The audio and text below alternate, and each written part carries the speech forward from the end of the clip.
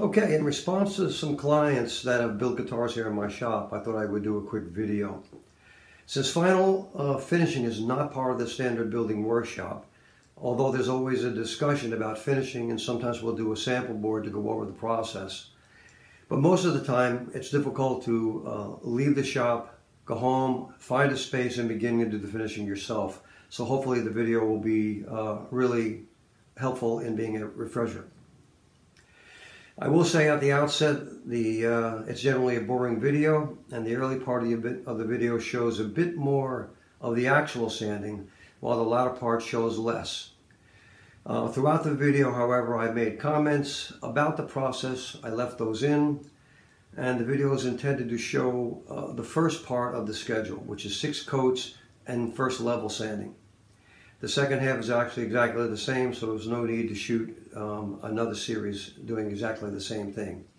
Finally, I'm going to wait the 7 full days and do the final sanding, and I will do the buffing here. I do have a buffing wheel in the shop, so I'm going to use that, but it certainly can be done with a buffing wheel on a drill bit, and you certainly can do it by hand if you have the stamina. So I hope the video is helpful to all of my friends. Let's see where we're going. Okay, I'm doing some finishing in the shop today, and this guitar has already been sealed. I have an epoxy base on it, and the epoxy I used is the Acoustic. This is just the hardware, but this is the product. And it's Acoustic Clear. Typically I would use Z-epoxy, but this guitar already has an amber tone to it. I didn't want to add any more amber tone, and at the moment couldn't find any clear finishing resin from Z-epoxy, even on Amazon, believe it or not. So I'm going to just proceed with brushing this on. Normally I would spray, but today I wanted to make a video because I have several clients who have built guitars here that wanted to do their own finishing.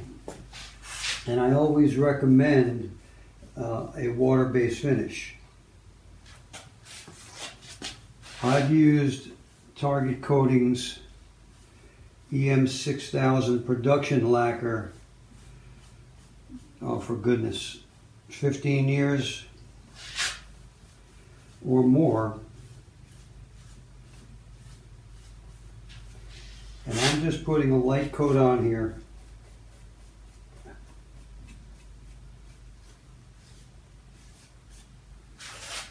And then what I'll do is I'll come back and I'll make sure I have it all covered.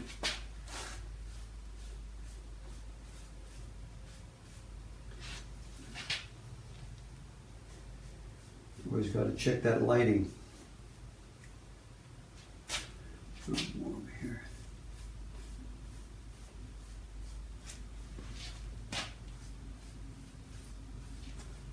Okay. And now what I'll do is I'll just take even strokes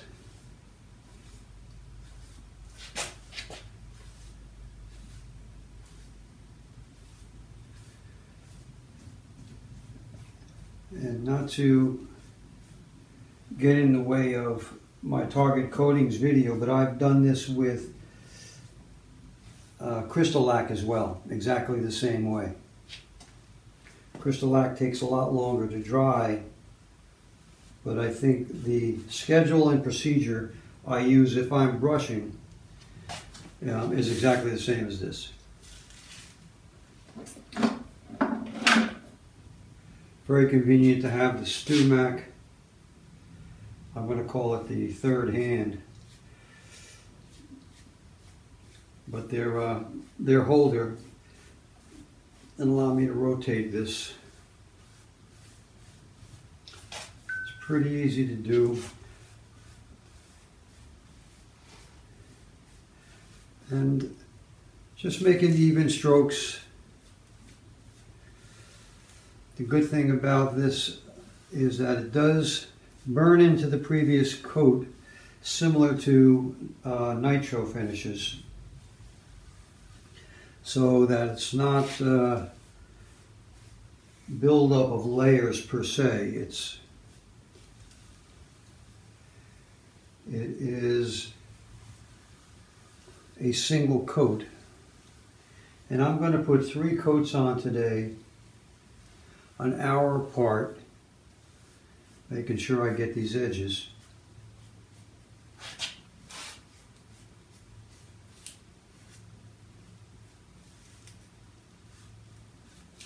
Okay, and these are super thin coats. I'm not going to allow this to run. The noise you hear are some additional parts for this guitar that are inside the guitar.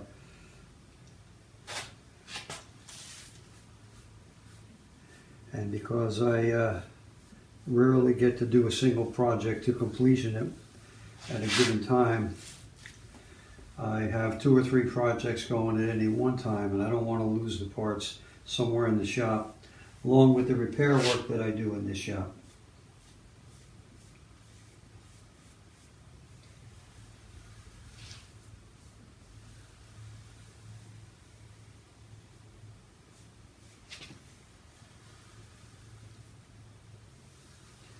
And I'm just lightly bringing this foam applicator. If I see down here any blue puddles, or milky puddles I'll call them, I just make sure I go over them. I don't want to have anything pooling up on me in the waistlines. And that's really how quickly it goes. I'm going to check my edges.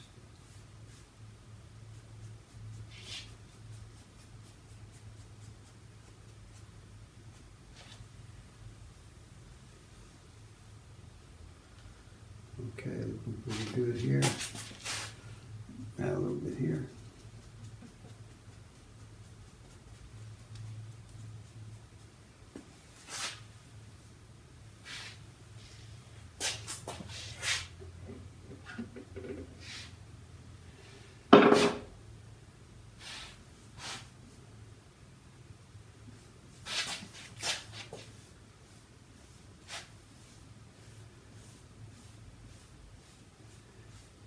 And again, these are super thin coats. I'm just able to see it getting wet, but I'm not trying to do any heavy building. I'll allow the multiple coats to take care of that in the long run.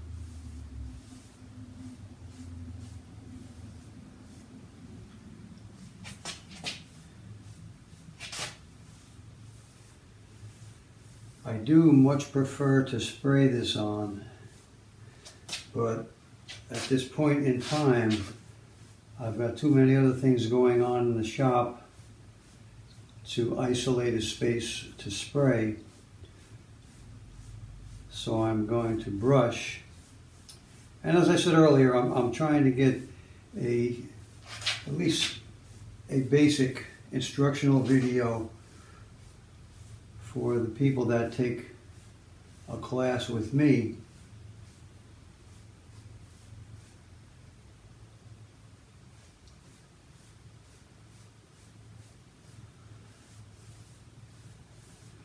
To have a methodology for doing their own finishing.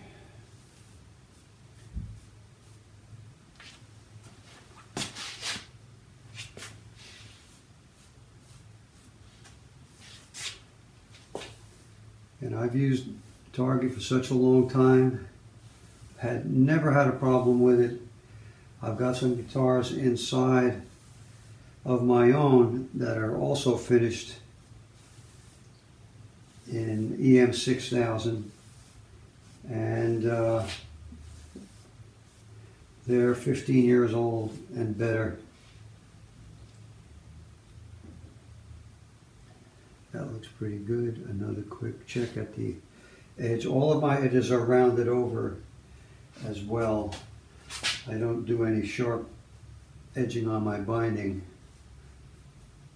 Okay, that's how long it takes to do the entire body, at least for one coat.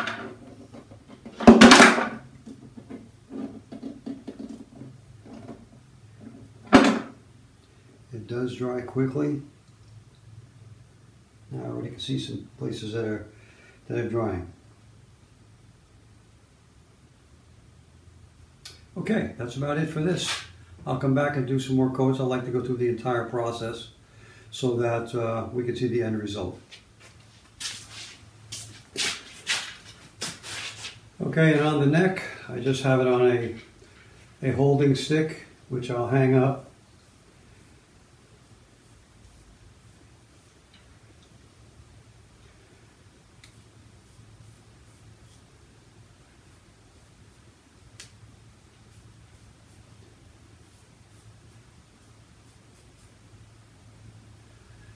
I'm not inclined to buy another one of these mounting items just to do the neck. If I were spraying, I certainly would move them both, but this really doesn't weigh anything. There's no strain.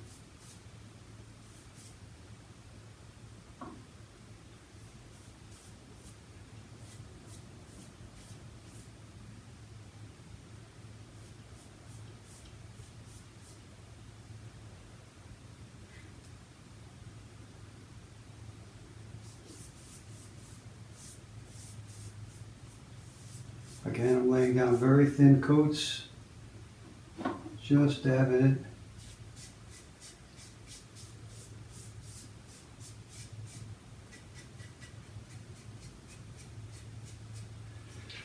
And I don't want to press too hard either. That's a point that I want to make, is if you start to press too hard, you're going to get air bubbles. So I just let the material flow off of the applicator. Don't try to spread it too far. That space between having enough finish on to call it a coat, but not enough to make it run. The neck does not have any epoxy applied as a filler. It's cherry and a couple of strips of black walnut. So the cherry obviously doesn't need any filler. And I stained it so it has a good color to it. And my artistic perspective at the end is to have the body be the outstanding look.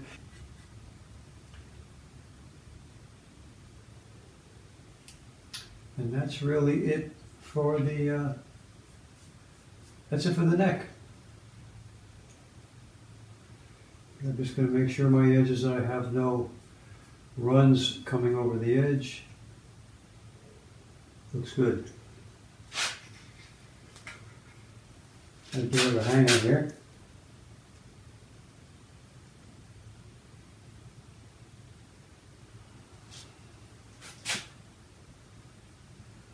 And there we have it. Okay, we got coat number 3 here. And I did have a little, because of the water, have a little bit of, I felt the grain raising here a little bit. So I have 2 coats on this. I knocked it down with 800 grit, and that seemed to do fine. So we're doing coat number 3 here on the neck.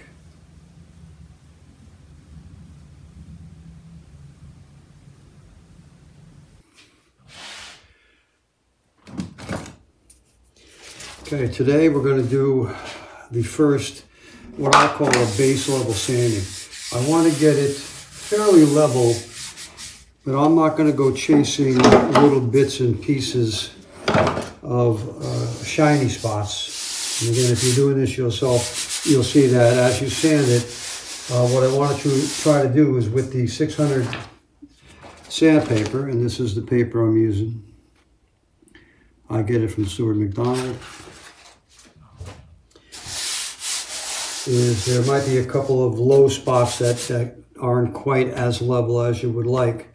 And I don't go chasing those. I get it probably 90% level. And then I'll put the other coats on. This has 6 coats of the lacquer, 3 coats per day, 1 hour apart for 2 days.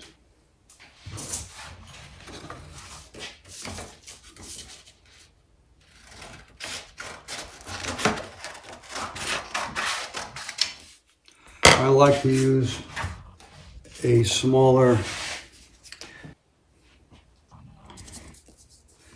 as this is, I have several little ones that I use. This is a little bit stiffer foam on the back. It's got a hard surface on one side. So I'll start with that one.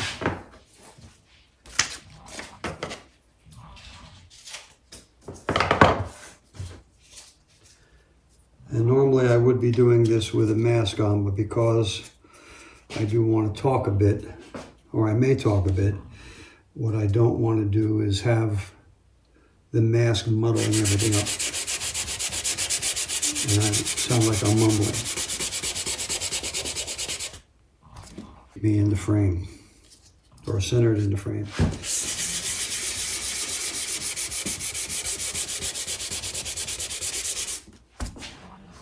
What I also do is,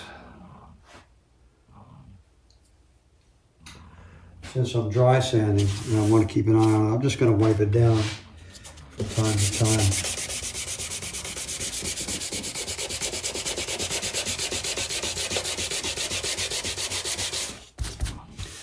And I have a towel underneath it that I'm just knocking any buildup off.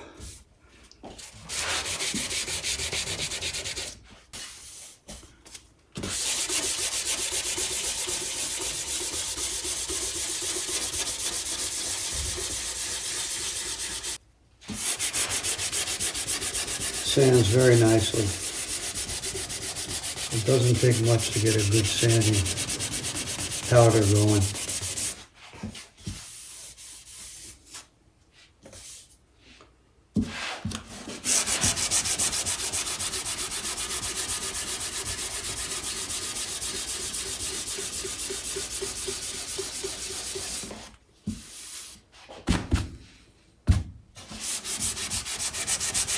The top is always a little bit easier to sand at this stage because it's predominantly flat, unless you're using some other wood, but the Sitka or the spruce tops starts out flat, so it's easy. You're not looking at any pores that you have to worry about. And this stage also gives you an opportunity where sometimes along the edge of either your purfling or your binding, there's a couple of spots that didn't glue exactly the way you want, and there's a couple little dips. I got a couple here around the rosette, which I'll fill with the lacquer before I do my next coats and level those off. But that'll only take an hour or so. Once again, I'll comment that this sanding process is not necessary to have the material adhere to the surface below. But if you let it sit too long, it will get a harder surface to it, and either giving it a wipe down with an alcohol wash, a light one, just a little bit on, and I don't mean by rubbing it with alcohol. If I were doing this in alcohol on a rag, I would simply be just doing this to break that surface tension and give the next layer a little help. Crystal-Lac bright tone guitar finish, I do exactly the same schedule and process.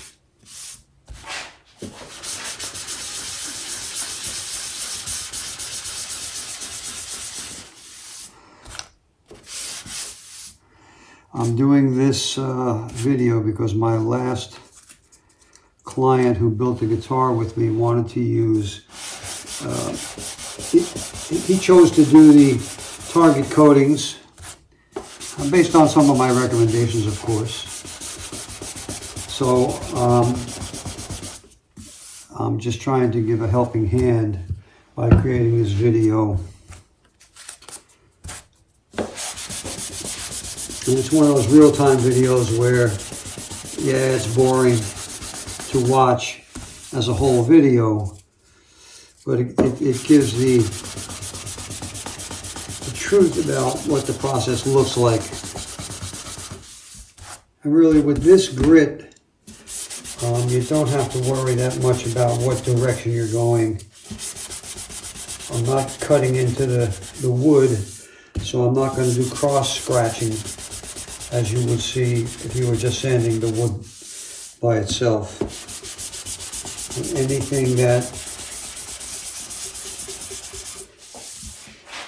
Anything that appears to be scratches will be dissolved in the next application of the material. And what you'll see when you're doing your own is that as you move the light, you'll see different spots that you might have not gotten level. But again, they're not really, the ones I can feel, I'll go after a little bit more, but a couple of little spots on here that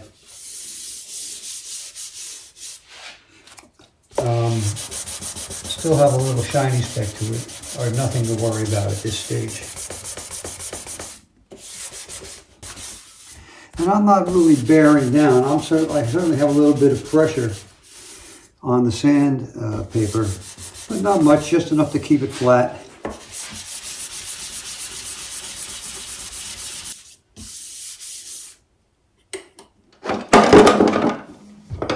And there's those extra parts clacking about.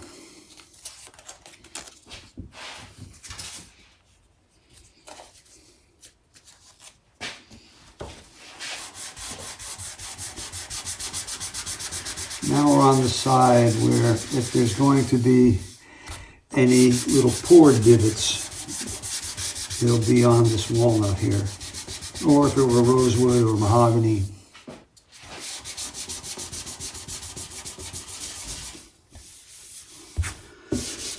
Each guitar is going to have its own little inconsistencies that you have to chase down with different binding strips or center strips that you use.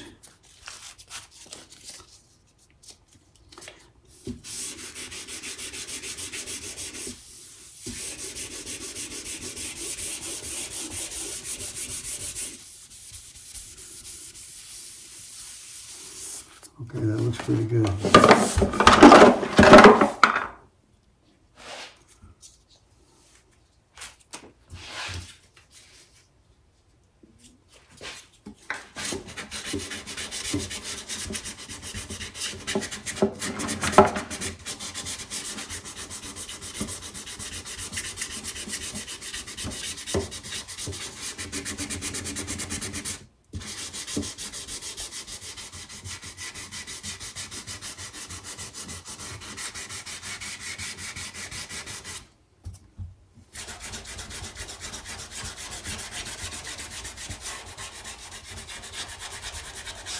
And here I have a soft, again, the pad is soft here.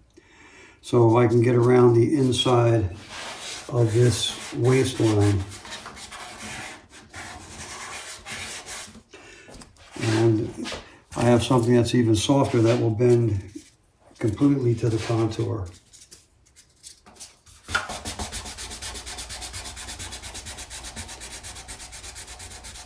I don't know if that translates to a video, but it's pretty curved. soft foam pad. Get through that, take a look. Looks good except for the binding here. There we go. Now I'm back to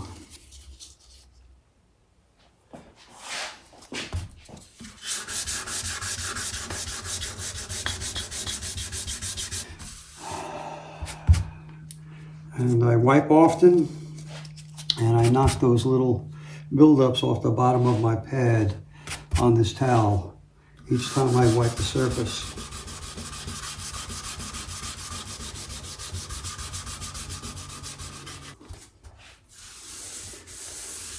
Okay, that's pretty much it. That's the sanding process on the body. And what I will do here is get a clean cloth.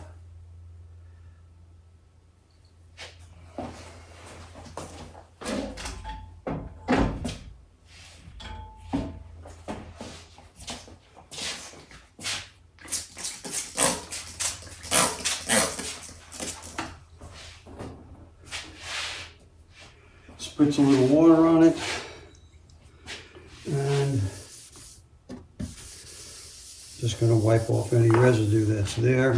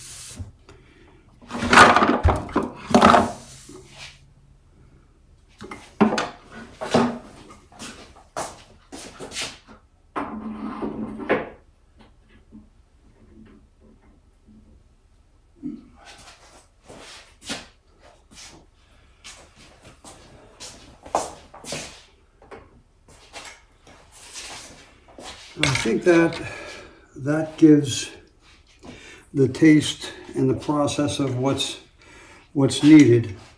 When I do this, I'm going to do the neck next, but I don't think there's any need for me to go through the entire process. I will use, except for these dead flat areas, I will use a soft sanding pad to get up all in these areas here.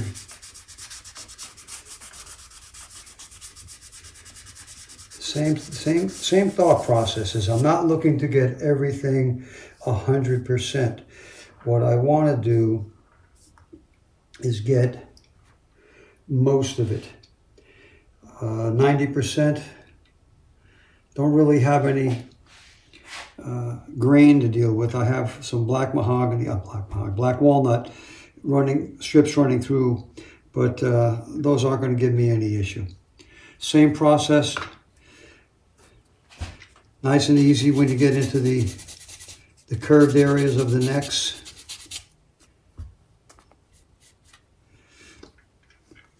And that should work out for you.